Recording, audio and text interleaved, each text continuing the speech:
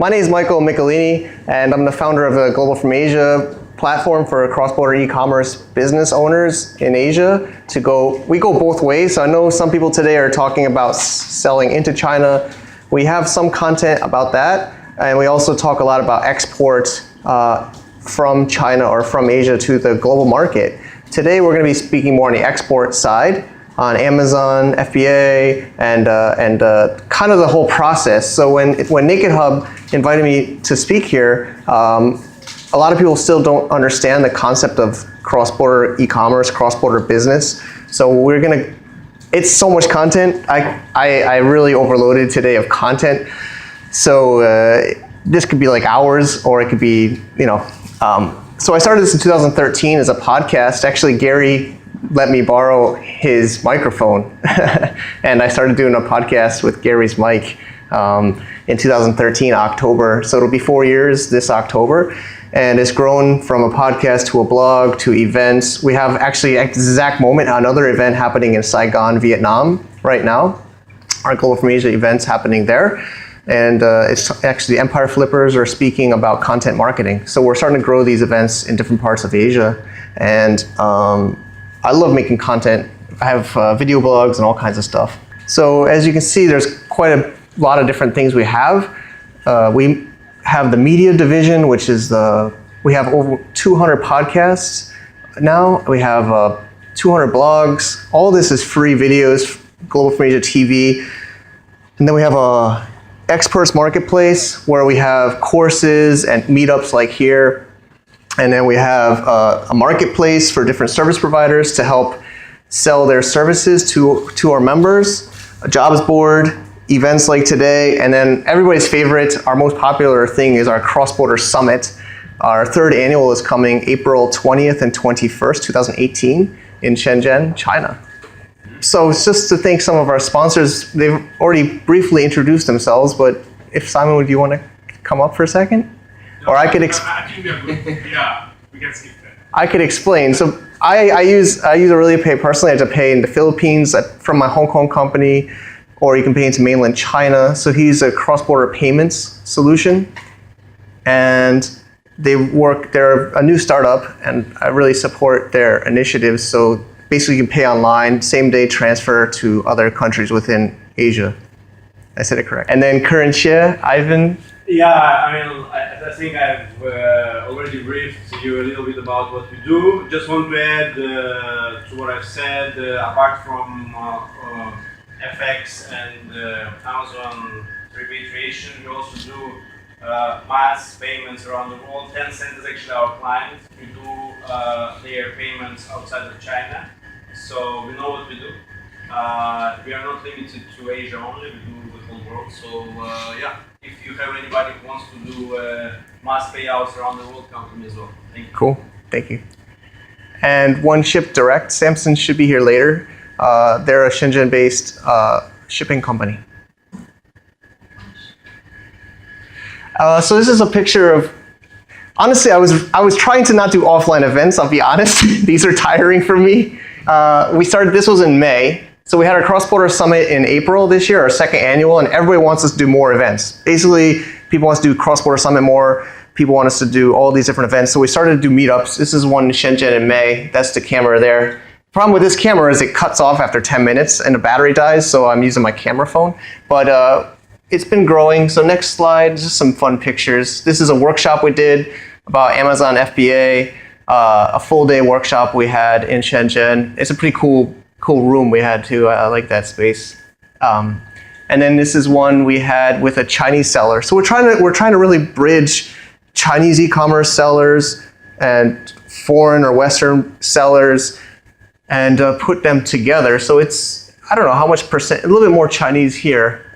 That's me over here. That's Wilson. So he's one of the top FBA sellers that's willing to actually speak about it publicly. A lot of people don't want to share their knowledge online, but we're trying to encourage people to share.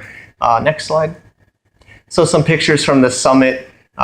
People happy. We get drones flying around and bridging. These are some top sellers. This is from Gerard Beta Fresh in Netherlands. He's Nicholas from 1000 Shores in Shenzhen, top sellers. Next slide. So we're trying to be these tools and platforms. Next slide. And we're making effects. So Carol is from Ecuador, and she gave us a great testimonial about how she's made so many great friends, made business partners, and she's comes to so many of our events. And she was just there last week at our Shenzhen meetup. Next. So I need help in Hong Kong, as you can see. If anybody here is interested to help be like a chapter leader, chapter organizer, we're trying to kind of franchise these. Saigon has been doing really well. Tonight's their third one, and they've been doing it monthly without me having to be there, without our internal team having to be there. So if it's interesting to you guys, what we're doing, we are trying to kind of branch these off to different cities. So if that's interesting to you, we're trying to plan one for September, hopefully make a long-term deal with Naked Hub. And we have a page, globalfromasia.com/Hong Kong. Next slide. So we also have a membership site, private members, where we give discounts and access to even more content if you're not already overwhelmed with our free content. So this was going to be when I introduced you guys, but we already went around the room while we're setting up. And you guys are here to learn, I think, and also network. We have some people selling into China, like Joyce, and sorry. How was your name?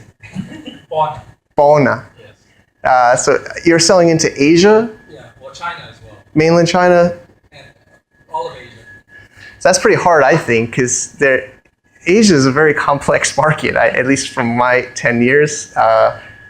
Especially China's kind of its own little world, so you probably have to have completely separate systems. And this is actually Shadow Factory. Carlos is helping me produce this. We're making a TV show. So why am I here? I'm trying to share what I'm going through. So I'm going back into e-commerce.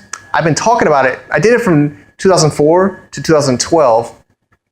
I got out of the e-commerce game. Now I'm going back in the arena. So today's presentation is already about what I've been learning or doing again. We put together a new e-commerce company. We just launched it last week, 22nd of August. 4 new partners, brand new company, starting on FBA, but we will start to sell in China as well. We have a Chinese partner. So who here knows what CrossBorder is or has an idea? I know there's at least a few.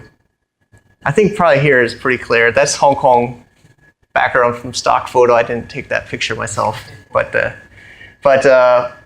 as far as CrossBorder, actually a lot of people always think it's about selling into China, which some people here came for that. It is about selling into China, but it really is. There's actually a CrossBorder summit that's not my event that happens in the UK that talks about cross-border between UK and Europe. So cross-border actually just really defines selling a product from one country across the border to another country. So of course in Asia, we think about selling into China from maybe Hong Kong or from outside of China, but it could also be from China to overseas. Some people said it started with eBay. A lot of people say the pioneer of cross-border e-commerce was eBay in 2004, 2005. They started to open eBay to Chinese manufacturers to be able to sell to Amazon or eBay US. So because eBay failed in China, Taobao killed them. Jack Ma made sure they got rid of eBay. So eBay.cn, you can still look at it today. It's targeting Chinese factories to sell to US or overseas customers. So that was when eBay decided to get out of selling to China, and they became a cross-border e-commerce platform. So from my research, that's when cross-border actually started. And of course, it's now changed. There's this huge demand of Chinese that want to buy baby milk powder. I'm a cross-border e-commerce. I carry baby milk powder for my kids into China. I'm a locust, right? So I live this real time. My wife wants to save the 50 RMB fee to deliver milk to our house. So I am taking over that burden of the 50 RMB, and I carry it myself across the border. 2 cans per trip, or else you get in trouble. But yeah, so cross-border really means buying something and it goes across the border, so it's between 2 countries. As far as the ecosystem, I would say there's three parts. There's a marketplace, which could be your own website as well, but usually it seems like e-commerce now is really becoming marketplaces. You have like Jingdong or WeChat stores, or you have Amazon, or you have these with their own rules. So you don't have your own website. You're just listing inside these other third-party platforms and hoping somebody buys from you. You know, most likely you're a seller. You are a seller. So I like the gladiator. You know, gladiator I think is a seller. You know, you're in the arena. You're trying to get the supplier. You're trying to get the best price from the supplier, the best quality from the supplier. You're trying to get it onto the marketplace. You're trying to compete or do better in the than other listings, right? And get the sales from the customer. So I would say this is kind of the ecosystem of today's e-commerce. Of course, there's service providers. We have some today that are also helping support this with their payments, logistics, other things. But this is what I would say is the arena. Who knows who this guy is? No. Just kidding. Yeah, Jeff Bezos. I kind of borrowed this a little bit from a speech in CrossBorder Summit last year with Mayor Simhi. He's an Israeli e-commerce seller. Do you think he cares about the sellers on his platform? Yeah, I don't think. He doesn't seem to care. Probably doesn't care about third-party sellers. So by you taking a product, from a Chinese factory and putting it there, same as Jingdong or same as any marketplace, the seller is probably not the most important. The most important probably is the buyer, not the seller. Because there's always people that want to make money on the platform. They're a two-sided marketplace, right? So they're more concerned about keeping the buyers happy and buying on their platform. And of course, they have their investors. They have to make more money, so they're going to have to probably increase their fees, their storage fees, or other fees. So you got to kind of keep that in mind. A lot of times we complain as sellers that Amazon or these marketplaces don't care about us, but we're actually on their turf. We play by their rules. So it's really to sell to which market. So if you're just getting started, I know like Ivan's encouraging me to sell in Europe. Or Japan. Or Japan. So, you can sell from anywhere to anywhere now. That's the beauty, especially of cross-border e-commerce or international business, is you choose your market. You choose, of course, where you want to sell. So I personally decided to start in the US market with our team to start. It's still the biggest market. I think China, maybe China might be bigger, but I think it's more attainable, I feel, for us in the short term with limited marketing budget. So you have to decide what market you're going to sell to. You can't sell everywhere. Of course, people can buy, but at least for the language. But if you're going to sell on like Amazon or in a marketplace, you have to open up an account. So I'm going through that right now. I have a brand new Delaware company that I opened 2 weeks ago. And they've already flagged my account. I think they flag everybody's, but the letter is really scary. They're like, you have to give us more documentation, and they kind of trick you because they say you're approved, and then like a day later they say your account is on hold. So you got to prove with all this documentation, bank statements from the company, address proof, things like that. But I'm like, I did it on my vlog lately, but I'm an American. I have to sell as a U.S. company or U.S. individual.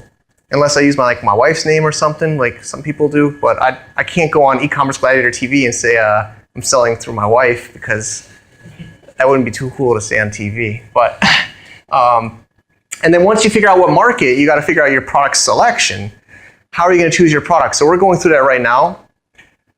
I did bar supplies for 8 years. I sold kitchen and bar supplies, kind of some things that are back there, but home bar supplies. And the way I found out how to sell that was I just sold anything I could sell at the beginning. I did drop shipping in 2003, 2004 from my apartment in New York City. And I lost money because I just wanted to research the market. So I was selling it I didn't lose money on the margin, but I lost money on the shipping because I didn't want it to come late to the customer. So I started finding products that weren't drop shippable. And then I second day aired it to my apartment in New York City, and then I second day aired it to the customer with 250 SKUs. and Google AdWords budget and eBay. So I forget his name exactly. It was like Juan, I think, but he was a shoe shining guy downstairs, and he started receiving my packages because I kept getting those UPS slips on the door that you got to pick up your thing on Hell's Kitchen, which is the neighborhood in the west side of Manhattan. So I was like, please, Juan, can you like take this package for me and I'll shine my shoes here? He's like, okay. And so I think the smartest thing to do is not spend a lot of money in inventory at the beginning. Even if you lose money on the product, the price is higher. I always suggest there's always this saying in Lean Startup is, Lean Startup method. But as much as you can validate your market without investing a lot of money. So right now we have about $40,000 US investment in this new company for Amazon. But we're not going to put all $40,000 into like one product. It's almost like stock market picking. I feel like we're picking a stock market. So I could talk about these tools or I could explain it, but you basically got to look at data. You got to be data driven. It's not like, oh, I like this. This is a cute little sign thingy holder, and let me try to sell it. You could create demand. You could try to create this demand by somebody's talking about KOLs, I think, but you could try to push it to your market, but that's going to be a lot more expensive and cost a lot more time. So what you want to do is find something that people are already searching for, and hopefully it's not as competitive, but it's getting more and more competitive. But there's a lot of tools. Like I interviewed Jungle Scout CEO a couple weeks ago on a podcast about this. So we're going to probably spend about $15,000 up front on inventory across 3 or 4 SKUs. Actually, just today I picked a couple products with the team, and we're making this like voting system so we can vote on Slack. Joyce saw my Slack. And we use Slack, and I have these plugins that lets us vote virtually so we can see who's voting for this product. It's actually pretty cool. So you can see who voted for what thing. And then I'm screenshotting that and I'm putting it into a Google Doc. So if anybody complains this product's not doing well, I can see who voted for it. But you basically don't want to put all your money in. And then there's keyword research and there's reviews. So you hopefully do your keyword research. This is obviously I can't go into detail of this. It's not like I'm trying to hide secrets. It's just I'm trying to go through the whole process of the ecosystem of CrossBorder today for Naked Hub. But basically I use Google Keyword Tool. It's free. I use Jungle Scout. I use Ahrefs. That's like 70 bucks, actually $100 a month I pay for that. I split it with a friend actually, $50 each. If anybody wants to split that with me, let me know. It's actually really awesome. I just gotta trust you don't steal my data, because by sharing it, you can log in and see my keyword reports. So that's why they know that they're not gonna let everybody log into their account. But it's an awesome tool. So it monitors it's more for websites. So I use it mostly for Global from Asia's rank, but I'm gonna start to use it for my Amazon as well. But basically what these things are is have data of how many people are searching for it. You can try to see trends and seasons. You can see, you can really start to see what's making sense. So we're doing that as we're doing this product research. And then of course reviews for negative reviews are actually helpful for you to understand what you can improve on that product that you might be doing. So Jack, don't be upset, but we're thinking about selling a car cleaning kit. And it's his idea, and there's a lot of negative reviews about the quality of these products on Amazon. So we're thinking, oh, this might be a good product because there's negative reviews, there's buyers, there's not a lot of people spending on paid ads. So you can see people doing paid advertising in Amazon. And then you look at how many people are doing Prime. It's the same as if you're doing Taobao or anything. You look at your competition, you look at how many people are paying to be at the top. You're looking at how many people are doing these add-on services, with this Prime or FBA, which is, actually Joyce asked me what FBA is. Does anybody not know? No? Fulfilled by Amazon. So we're going to use Fulfilled by Amazon. So we're going to send the product, I think it was 2004, 2005. They started to open eBay to Chinese manufacturers to be able to sell to Amazon or eBay US. So because eBay failed in China, Taobao killed them. Jack Ma made sure they got rid of eBay. So eBay.cn, you can still look at it today. It's targeting Chinese factories to sell to US or overseas customers. So that was when eBay decided to get out of they decided to get out of selling to China, and they became a cross-border e-commerce platform.